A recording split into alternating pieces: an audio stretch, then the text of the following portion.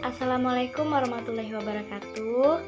Kembali lagi saya Winda Putriani, NPM C0C0190046 dalam video pembahasan bab 2 tentang investasi pada instrumen ekuitas. Di sini, instrumen keuangan itu adalah dalam akuntansi disebutkan sebagai suatu perjanjian kontrak. Jadi, jika namanya kontrak pasti melibatkan minimal 2 orang.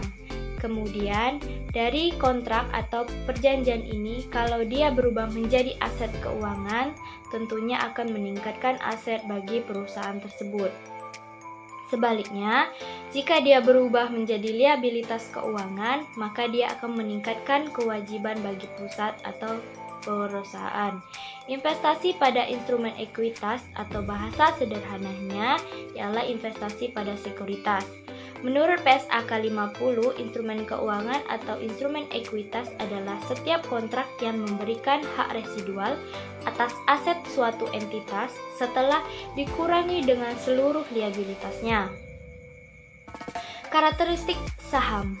Menurut Undang-Undang Nomor 40 Tahun 2007 tentang perseroan terbatas, saham memberikan hak kepada pemiliknya untuk satu, menghadiri dan mengeluarkan suara dalam rapat umum pemegang saham.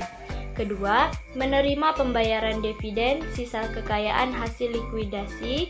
Dan yang ketiga ialah menjalankan hak lainnya berdasarkan undang-undang ini. Jadi, itu tergantung pada besarnya kepemilikan saham yang Anda miliki atas perusahaan tersebut.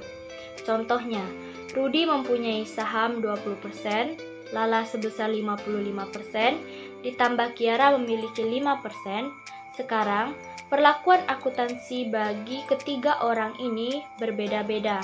Jika Lala itu berpengaruh signifikan karena dia memiliki 55% saham di perusahaan, sedangkan Kiara hanya memiliki kepemilikan 5%, maka ia tidak punya pengaruh yang signifikan terhadap perusahaan tersebut.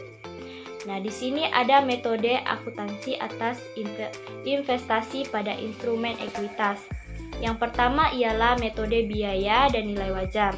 Yang kedua yaitu metode ekuitas.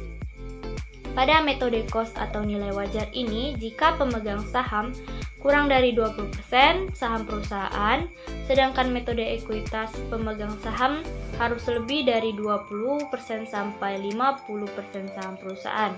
Jika pemegang saham tersebut lebih dari 50%, maka ia bisa memilih menggunakan metode apa saja. Yang pasti perusahaan tersebut harus membuat laporan keuangan konsolidasi. Persentase kepemilikan saham yang dimiliki para investor pada investasi akan mempengaruhi metode apa yang akan digunakan. Di sini apa persamaan metode cost nilai wajar maupun metode ekuitas? Jawabnya, ketika perusahaan mencatat perolehan investasi, maka akan mencatat nilai investasi yang akan diperoleh sebesar nilai wajarnya. Nilai wajar ini diperoleh dari investasi itu, sama dengan harga perolehannya. Harga perolehan dari investasi itu semua adalah biaya yang kita keluarkan untuk mendapatkan investasi tersebut. Lalu, apa perbedaan metode nilai wajar maupun metode ekuitas? Di sini misalnya PT Rudi memiliki saham pada PT Jali. Lalu PT Jali mengumumkan bahwa ia memperoleh laba. Maka jika menggunakan metode cost atau nilai wajar, PT Rudi tidak perlu membuat jurnal penyesuaian lagi untuk mengakui laba pada PT Jali. Jika kurang dari 20% menggunakan metode cost atau nilai wajar, jika lebih dari 20% sampai 50% maka menggunakan metode ekuitas yang sudah diatur dalam PSAK 15, dan jika 50% maka perusahaan boleh memilih metode apa saja untuk saham tersebut. Sedangkan dengan menggunakan metode ekuitas, perusahaan tersebut harus mencatat penyesuaian atas laba perusahaan Jali sebesar saham yang ia punya pada perusahaan tersebut. Dengan jurnal mendebitkan investasi dan mengkreditkan adanya pendapatan dari investasi. Ada kalanya perusahaan membagikan dividen, maka pada metode cost akan mencatat penyesuaian dengan menjurnal, yaitu mendebitkan kas, dan pada kredit adalah pendapatan dividen. Sedangkan pada metode ekuitas, jurnal yang dibuat adalah mendebitkan kas dan mengkreditkan investasi saham. Mengapa pada investasi saham dikreditkan atau berkurang pada metode entitas? Jawabannya, karena dividen ini yang dibagikan perusahaan jali tersebut masih bagian dari investasi perusahaan.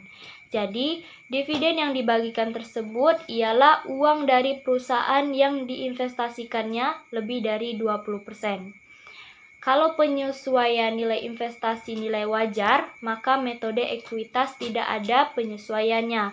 Jika nilai investasi naik nilai wajarnya, maka hanya metode nilai wajar saja yang membuat penyesuaian. Yang terpenting dalam materi investasi itu pada sekuritas-sekuritas adalah kita harus tahu porsi saham itu berapa persen dalam perusahaan. Berdasarkan PSAK 15, investasi dengan metode ekuitas pada awalnya diakui sebesar biaya perolehan. Perubahan atau peningkatan penurunan atas nilai ekuitas entitas asosiasi diantaranya dapat terjadi akibat 1. Pengakuan laba atau rugi bersih entitas asosiasi, apakah meningkat atau menurun. Kedua, pembagian dividen oleh entitas asosiasi. 3. Pengakuan penghasilan komprehensif lain oleh entitas asosiasi. Disebut metode ekuitas ini karena nilai tercatat investasi mengacu kepada nilai ekuitas entitas asosiasi. Penurunan nilai setiap aset pada umumnya berpotensi mengalami penurunan nilai, termasuk investasi pada entitas asosiasi. Investasi pada saham merupakan instrumen keuangan, sehingga investor menerapkan persyaratan dalam PSAK 55 untuk menguji apakah terdapat indikasi tambahan rugi penurunan nilai atas investasi pada entitas asosiasi. Selanjutnya, alokasi selisih atas biaya perolehan investasi. Perlakuan akuntansi atas metode ekuitas dalam prakteknya tidaklah sesederhana seperti contoh-contoh. PSAK 15 menyatakan bahwa pada saat perolehan investasi, setiap selisih antara biaya perolehan investasi dengan bagian entitas atas nilai wajar neto aset dan liabilitas teridentifikasi dari investasi yang dicatat dengan cara 1. Goodwill yang terkait dengan entitas asosiasi termasuk dalam jumlah tercatat investasi. Yang kedua, setiap selisih lebih bagian entitas atas nilai wajar neto aset dan liabilitas yang teridentifikasi. Sekian penjelasan dari video saya, semoga bermanfaat. Tunggu video saya selanjutnya. Wassalamualaikum warahmatullahi wabarakatuh.